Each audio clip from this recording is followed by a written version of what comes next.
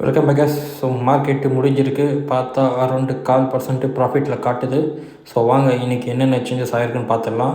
Mid cafe கீழே விழுந்து கிடக்கு, எங்கேயும் மேலே நகரில், அவ்வளோதான் அங்கே தான் ஸ்டே ஆகிருக்கு. நாஸ்டாக்கு அரௌண்டு 1% கிட்டே கீழே விழுந்திருக்கு. சில்வரு கோல்டு ரெண்டுமே 2% மேலே ஏறிட்டு போயிருக்காங்க. ஸோ மறுபடியும் கீழே விழுறது கேரண்டி தான். ரிலையன்ஸு எங்கேயுமே போல் அங்கே தான் நிற்கிது.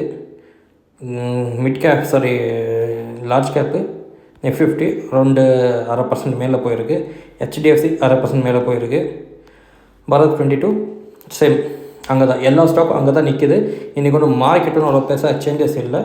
ஸோ அப்கமிங் டேஸில் நான் வந்துட்டு US ஸ்டாக் மார்க்கெட்டில் இன்வெஸ்ட் பண்ணலான்ற முடிவு பண்ணிட்டு இன்வெஸ்ட் பண்ணிகிட்டு இருக்கேன். ஸோ அரௌண்டு $84 போட்டு இன்வெஸ்ட் பண்ணியிருக்கேன். ஸோ அப்கமிங் டேஸில் அரௌண்டு அதுவும் கொஞ்சம் ஒரு போர்ட்ஃபோலியோவில் இன்வெஸ்ட் பண்ணலான்னு பிளான் பண்ணியிருக்கேன்.